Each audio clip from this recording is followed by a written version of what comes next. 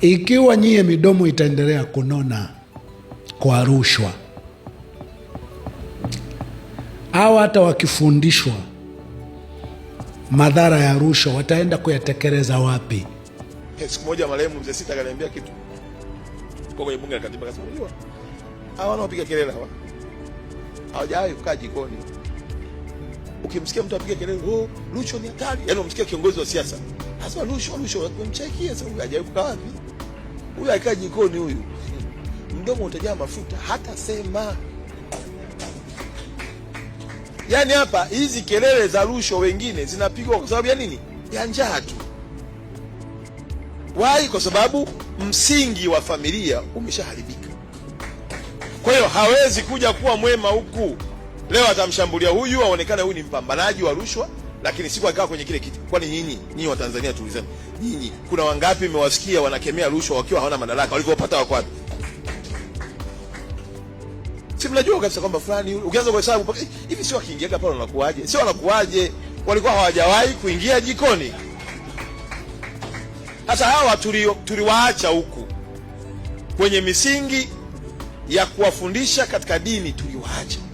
Kwa mimi ni ombi langu kubwa viongozi wa dini, ili turudi kwenye maadili yetu, turudi kwenye asili ya uungu, watoto wetu wawe na hofu ya Mungu. Twendeni mashuleni, viongozi wa dini, tukarejeshe vipindi vyetu vya dini, na serikali haijazuia watoto wetu kushiriki kwenye vipindi vya nini? Vya dini. Mtu anayeweza kupinga rushwa kwa moyo wa dhati, kwanza tufahamu, hawezi hata kuingia kwenye jiko linalochemsha damu na kupika nyama za watu ambao mnawaua kwa ajili ya hayo mafuta. Ndani ya CCM mafuta yenyewe hayo jikoni ya kunona mafuta, kwani mnanona mafuta ya nini? Si mafuta ya watu mnaowaua. Nyie mnaua watu kwa ajili ya hayo mafuta yanayonona mdomoni. Kwa hiyo mtu ambaye seriously anaweza kupinga rushwa kwa nia ya kweli, jikoni tu hawezi kuingia, hawezi, kwa sababu kuwa tu ndani ya CCM wewe ni mbaya kuliko rushwa yenyewe, kwa sababu huko mnachukua na kutoa rushwa ya uhai wa watu. Ndio rushwa. Mafuta ni midomo kunona mafuta ya nyama za watu, damu za watu. Kwa kifupi, lugha rahisi ni kwamba ukiwa ndani ya CCM, kwanza sio unakemea rushwa ikiwa njaa. Hakuna hata aliye na ujasiri wa kuzungumzia rushwa. Unaona tu kabisa hata sura yake, mwili wako unaongelea kwamba rushwa kweli ni mbaya. CCM tu ni rushwa, yani ni chama cha rushwa, chama cha mauaji, chama cha mashetani. Utataka rushwa nyingine nini? Rushwa gani?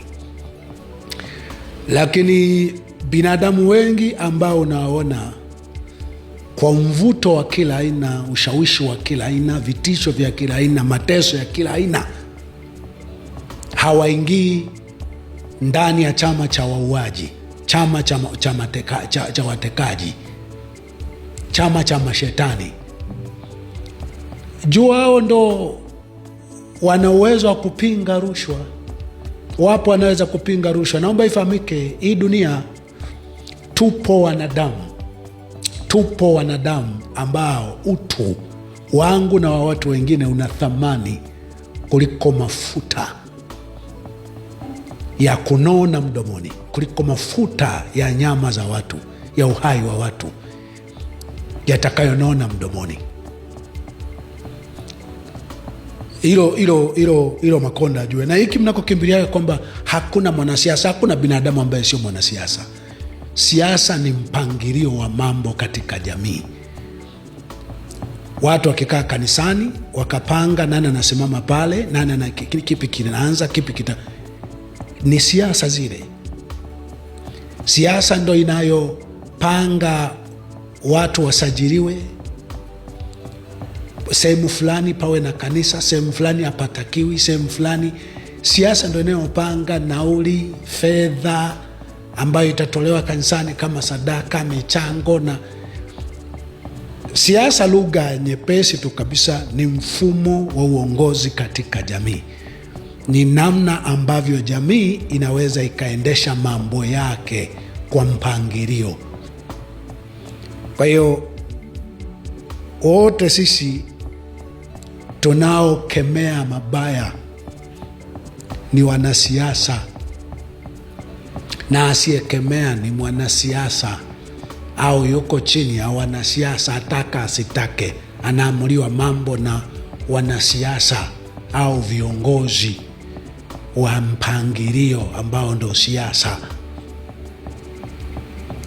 Kwa hiyo ondosha kabisa hiyo lugha ya kwamba hakuna anayeweza, wanaopiga kelele kukataa rushwa ni njaa. Ndani ya CCM hakuna hata anayeweza kupiga kelele kukataa rushwa, hayupo. Hata ukimwona ni mdomo tu ambao hauendani kabisa na dhamira yake, lakini nje ya CCM tupo. Na lugha yako imemaanisha kwamba kwa hiyo mlioko ndani ya CCM wasihangaike, asiwepo mtu wa kuhangaika kuambia habari za rushwa, kwa sababu nyie midomo imenona, meshanona midomo. Ila watu waende wakatafute wanafunzi ndo wakawafundishe kwenye familia zao, ndo wakafundishe. Nyie midomo itaendelea kunona. Ikiwa nyie midomo itaendelea kunona kwa rushwa, au hata wakifundishwa madhara ya rushwa, wataenda kuyatekeleza wapi? Kwa sababu ndo wao wakiinuka wajaribu kuzungumza hili jambo, hii haki hapa imepotolewa, kwa sababu midomo waliosimamia mamlaka, midomo imenona. Munaondoa uhai wao. Natumia mahakama kuwatesa, tumia magereza, mahakama, polisi kuwatesa. Elimu ya watu wanaopinga rushwa, madhara ya rushwa, karibia wanafunzi na watu wote wanajua. Shida ni kwenye kuipinga kwenyewe, kitendo chenyewe. Ndo mupo mlionona midomo. Na kuhakikishia Makonda na mtu yoyote wa CCM, wenye haki tupo, na cha moto tunakiona. Danieli, katika Danieli 5 mstari 17 nasema, ndipo Danieli akajibu akasema mbele ya mfalme, zawadi zako zishike wewe mwenyewe na thawabu zako mpe mtu mwingine, walakini nitakusomea mfalme maandiko haya na kumjulisha tafsiri yake. Nitamsomea mfalme maandiko haya na kumjulisha tafsiri yake, lakini jiko lenyewe, jiko achukue mwenyewe. Na maandiko yenyewe ni maandiko gani? Mene Mene, Tekeli na Peresi. Kwa hiyo mtu anayeweza kukataa, ambaye anaweza akakemea rushwa kwa nia ya kweli, cha kwanza hawezi kuingia jikoni wanakochemsha damu, wanakokaanga nyama za watu kwa ajili ya cheo. CCM ni jiko linalochemsha damu na kukaanga nyama za watu kwa ajili ya cheo, ili midomo inone. Kwani mauaji yote mnayofanya ni kwa ajili ya nini? Mauaji yote mnayofanya ni kwa ajili ya midomo kunona. Chochote kinachonona midomo kinatoa tafsiri.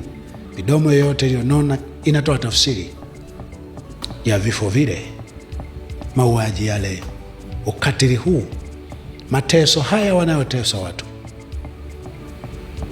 Ndiyo midomo hii iliyonona. Lugha rahisi ni kwamba mlitabiriwa kwamba ni ufalme utakaosimamia uchungu na mateso kwa watu wake. Haijawahi tokea kabla na haitakuja kutokea baada ya hapo. Lakini pia ilitabiriwa katikati ya utekaji mkubwa, katikati ya mauaji makubwa, katikati ya watu wengi kuteswa magerezani, pia ilitabiriwa kwamba watakuwepo waaminifu mpaka kufa. Makonda na watu wa CCM, katika siku mlizoishi, nchi ya Tanzania na hasa upande wa Tanganyika umeonja jehanamu na kuzimu kulivyo. Nchi imekuwa jehanamu, nchi imekuwa kuzimu kwa watu wema.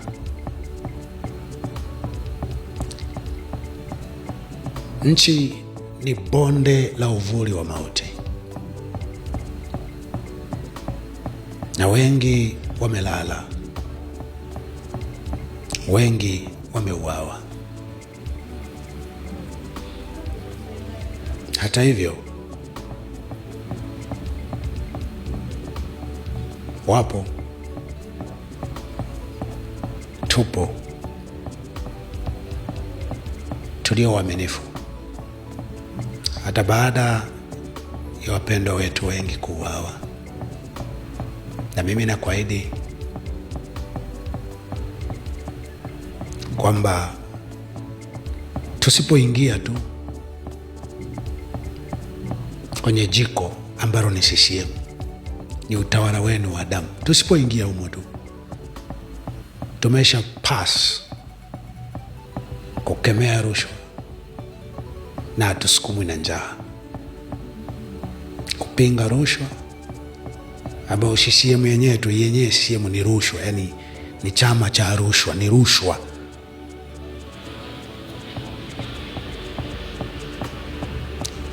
Kwa tafsiri hiyo ambayo meitoa hapo mwanzo, endeleeni kunona midomo kama ulivyosema, lakini hatutaenda kuongea na wanafunzi,